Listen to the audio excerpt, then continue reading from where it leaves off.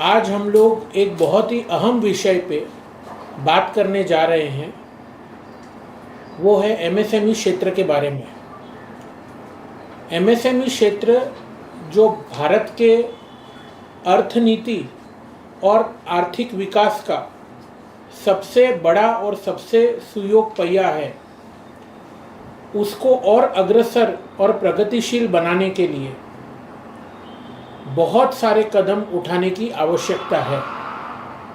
हमें ये कहते हुए बहुत गर्व है कि हमारी भारत सरकार ने इस क्षेत्र में बहुत सारे कदम उठाए हैं और एमएसएमई को आगे बढ़ाने के लिए, प्रोत्साहित करने के लिए बहुत सारी अच्छी अच्छी नीतियां भी बनाई है। लेकिन इस क्षेत्र में मध्यम वर्ग के कारोबारियों को और सशक्त बनाने के लिए और कुछ बदलाव लाने की ज़रूरत है। साथियों, एमएसएमई एक ऐसा क्षेत्र है जो भारतवर्ष में 60% लोगों को नौकरियां प्रदान करता है एवं नौकरियां उत्पन्न करता है। यह क्षेत्र भारत की 5 ट्रिलियन इकोनॉमी का जो स्वप्न है, उसको पूरा करने में बहुत ही अहम योगदान प्रदान करने वाला क्षेत्र है। हाल ही में हमारे सर्वोच्चतम न्यायालय सुप्रीम कोर्ट ऑफ इंडिया ने भी इस क्षेत्र के लिए एक बहुत ही अच्छा जजमेंट दिया है। और वो जजमेंट ऐसा है कि यदि कोई भी मझला और मध्यम वर्ग का उद्योग परेशानी से गुजर रहा है, वह किसी भी प्रकार की बीमारी या तकलीफ से गुजर रहा है, तो कोई भी बैंक या फाइनेंशियल इंस्टीट्यूट उसके ऊपर एग्रेसिव या दबावपूर्वक कार्रवाई करने के पहले उसे पुनर्जीवन का मौका दे, उसे वापस अपने 2 पैरों पे खड़े होने के लिए जो रिजर्व बैंक ऑफ इंडिया का एमएसएमई रिस्ट्रक्चरिंग सर्कुलर है, उसके तहत रिस्ट्रक्चर करके उसके लोन को रीफेस करके किस प्रकार से वो बैंक्स और फाइनेंशियल इंस्टीट्यूशंस को वापस दे, उसको ध्यान में रखने के बाद ही उसके ऊपर कोई भी तनावपूर्वक या दबावपूर्वक कार्रवाई करी जा सकती है। साथियों, इस देश में एमएसएमई को और सशक्त बनाने के लिए हमें कुछ और प्रावधान लाने की आवश्यकता है, जैसे कि single window mechanism for clearances of MSMEs in terms of policies और 1 man 1 line approach for MSMEs to prosper. इस देश में startup India, digital India, stand up India सब कुछ हमने देखा है और उसका फ़ायदा भी हुआ है। पर अब वो वक्त आ गया है जब एमएसएमईज को जिस प्रकार का ट्रीटमेंट कॉरपोरेट जगत में दिया जाता है, उसको भी हम ऊपर उठाएं। एमएसएमईज भारत की आन शान और जान है, क्योंकि हर बड़ा उद्योग बड़ा इसीलिए है क्योंकि उसके साथ कुछ एमएसएमईज जुड़े हुए हैं और वो एमएसएमईज उसके ऊपर उसे सही टाइम पे प्रोडक्ट माल सप्लाई करते हैं, सर्विसेज सप्लाई करते हैं और एड्स टू ट्रेड अवेलेबल करवाते हैं। साथियों, भारत की इस 5 ट्रिलियन इकोनॉमी को आगे बढ़ाने के लिए और जल्दी प्राप्त करने के लिए हमें यह भी नहीं भूलना होगा कि इस देश का जो लीगल लैंडस्केप है, जिसको हम न्यायिक ढांचा कहते हैं, उसका भी बहुत बड़ा योगदान है। गत वर्षों में हमने सबने महसूस किया है कि किस प्रकार से हमारे न्यायालयों ने एक प्रोएक्टिव और इक्विटी बेस्ड लॉ को बैलेंस करते हुए अप्रोच रख करके फैसले दिए हैं, जिससे कि एमएसएमईज और बड़े उद्योगों को कितना फ़ायदा हुआ है। 2016 में जो इंसॉल्वेंसी एंड बैंक्रप्सी कानून भारत सरकार लेकर के आई, ये देश के तकलीफदायक इंडस्ट्रीज़ के लिए एक बहुत बड़ा बदलाव और उम्मीद की किरण लेकर के आया। कहने को तो ये इंसॉल्वेंसी एंड बैंक्रप्सी कोड है, परंतु इसका उद्देश्य बिल्कुल भी रिकवरी करना नहीं है, बल्कि ये एक रेजोल्यूशन ओरिएंटेड कोड है, जिसके कारण इस देश में इतने एनपीए कम हो गए हैं जिसका कोई हिसाब नहीं है। जो ग्रॉस एनपीए पब्लिक सेक्टर बैंकों का 9% तक पहुंच गया था, वो आज 3% के नीचे आ गया है।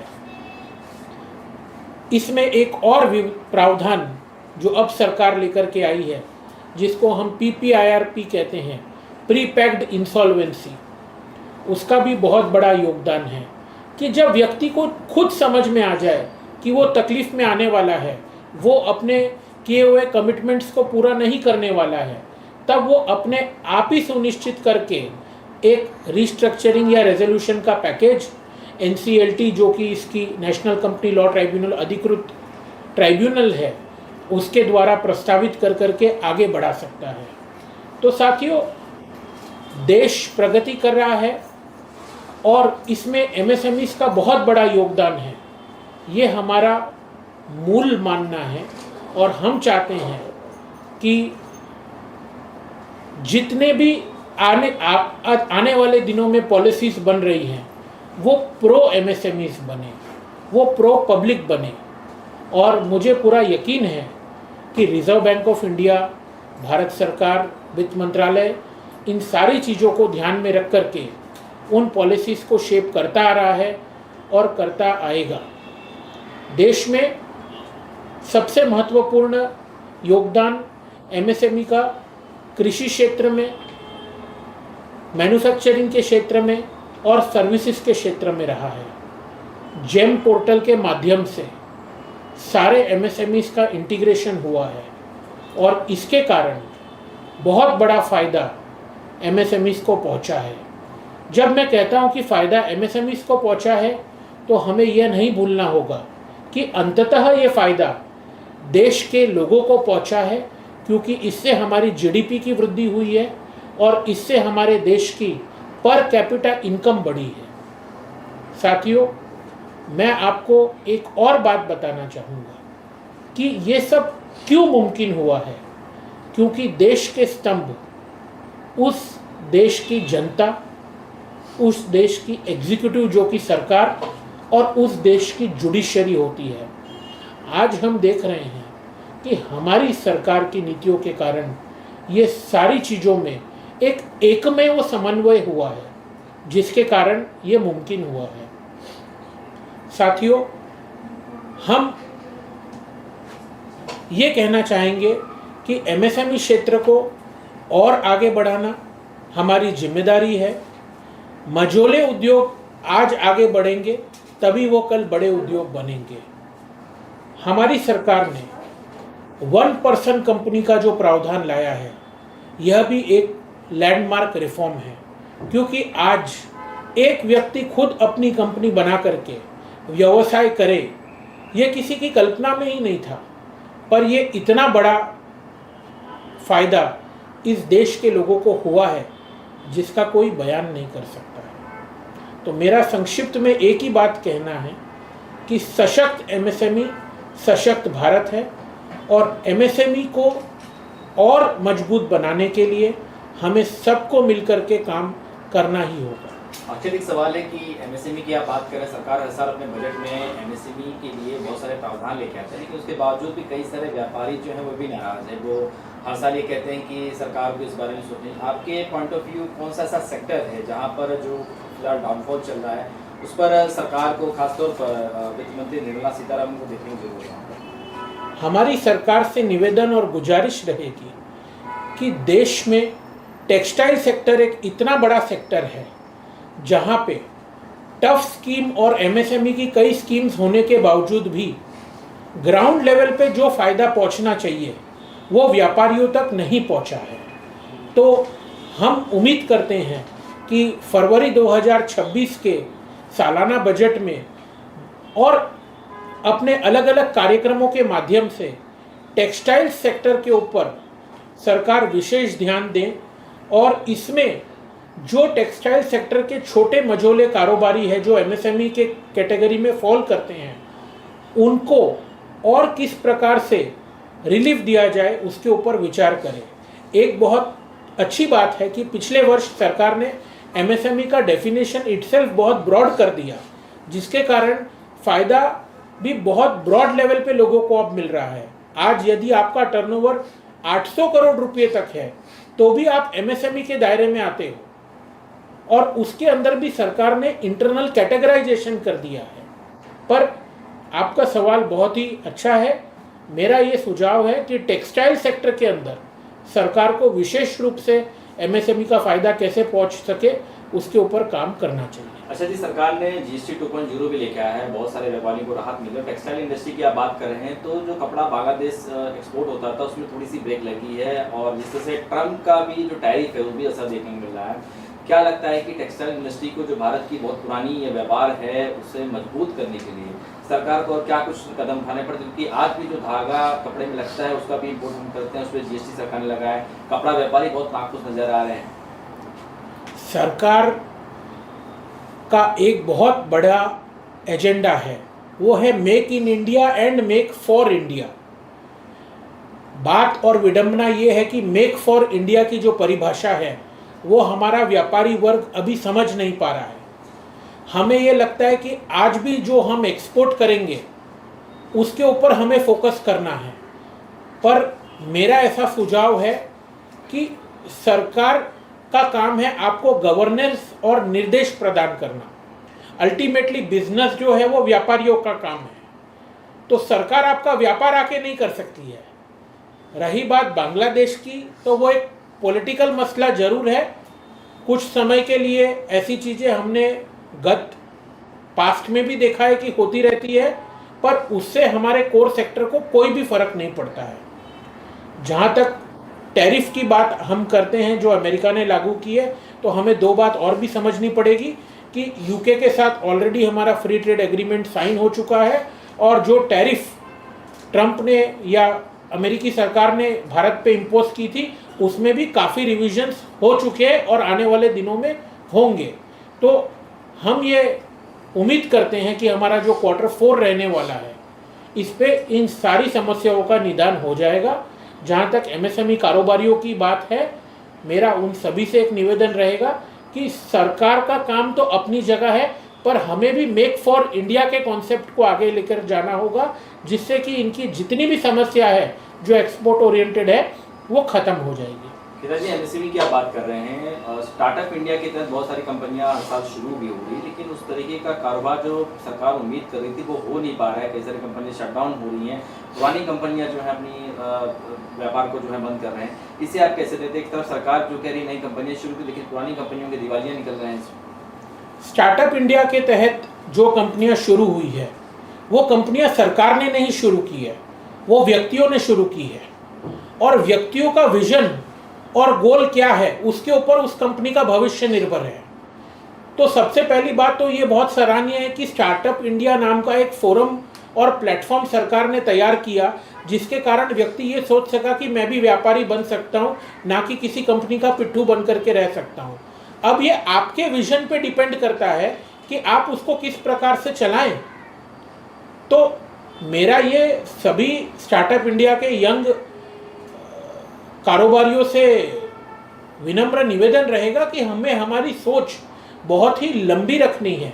हमें कभी भी शॉर्ट टर्म प्रॉफिट के पीछे लॉन्ग टर्म गोल को नहीं मिस करना है, और हमें यह सोचना है कि money is always a by product. हम जितना लॉन्ग टर्म व्यापार को आगे बढ़ाने का सोचेंगे, पैसा अपने आप आएगा, उत्पत्ति से ही होगी।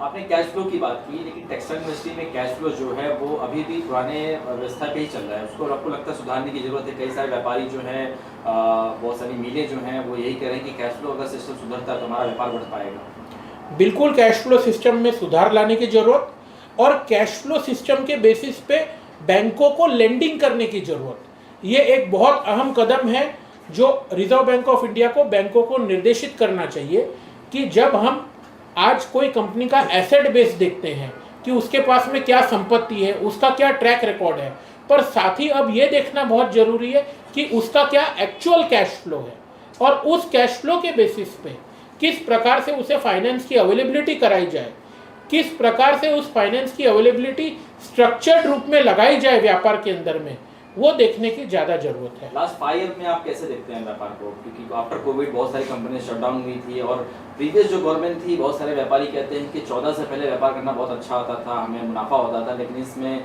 जीएसटी की मार है और बहुत सारे ऐसे चीज़ें हैं जिससे व्यापार करना बहुत मुश्किल हो गया है। मेरा ऐसा मानना है कि कोरोना काल के बाद में व्यापार करने का तरीका और व्यक्ति की सोच और जीने का तरीका दोनों बदल गया है। तो हमें ये समझना होगा कि किस प्रकार से लोगों के सोच में बदलाव आया है। रही बात 2014 के पहले की और आज की, तो हमें सबको पता है कि किस पॉलिसी पैरालिसिस के दौर से हम आज एक अग्रसर भारत की तरफ आगे बढ़े हैं। ये किसी व्यक्ति या किसी व्यापारी की सोच हो सकती है, लेकिन मेरा ऐसा मानना है कि जीएसटी के लागू करने से एक विश्व स्तरीय पे लैंडमार्क रिफॉर्म भारत सरकार लेकर के आई है और इतने सारे टैक्स जो अलग अलग राज्यों में, अलग अलग प्रांतों में, अलग अलग कमोडिटी पे अलग अलग रूप से लगाए गए हैं, उन सबको यूनिफॉर्म किया है भारत सरकार ने। और हमें ये भी मानना पड़ेगा कि अकेली भारत सरकार ने ही नहीं किया है, चाहे किसी भी राजनीतिक पार्टी की सरकार किसी भी राज्य में हो, हर सरकार ने जीएसटी काउंसिल में पार्टिसिपेट करके ये यूनानिमसली इसको पारित किया है। जीएसटी काउंसिल में मीटिंग हुई थी कुछ दिन पहले, उसमें भी बहुत सारे व्यापारी जो हैं, खासतौर पर मेटल व्यापारी, ये कह रहे हैं कि जो 18% जीएसटी से कम करेंगे तो शायद उनका भी व्यापार बढ़ सकता है। इसे आप कैसे देखते हैं, क्योंकि टेक्सटाइल इंडस्ट्री पहले ही मार झेल रहा है, अब आपको लगता है कि मेटल व्यापारी जो साउथ बॉम्बे में है, बहुत बड़ा कारोबार करता है क्योंकि हर चीज़ में मेटल का उपयोग होता है, उस व्यापार को कैसे देखते हैं, क्योंकि उसकी भी व्यवस्था इस वक्त उतनी अच्छी नहीं जितनी पहले हुआ करती थी। तो सबसे पहली बात तो ये है कि जो जीएसटी शुल्क आपके ऊपर लग रहा है उसका रिबेट और उसका आईटीसी भी आपको अवेलेबल हो रहा है। तो ऐसा नहीं है कि उस जीएसटी की मार किसी ट्रेडर या कारोबारी पे पड़ रही है। आती है बात आपके कैश फ्लो के ऊपर में। उस कैश फ्लो को ठीक करने का काम आपका है, आपके व्यापार का है, और आप किस प्रकार से उसको अपने व्यापार में ढालते हो उसका है। ये बात सच है कि जीएसटी 2.0 के बाद में एक बम्पर जीएसटी रिलीफ भारत सरकार लेकर के आई है और भी आगे संशोधन होना चाहिए। हम सभी की यही मांग भी रहती है और इच्छा भी रहती है। तो और हमें पूरी उम्मीद है कि आने वाली जीएसटी काउंसिल की मीटिंग में जरूर इसके ऊपर सरकार विचार करेगी। Thank you. बहुत बहुत धन्यवाद। अभी एक मिनट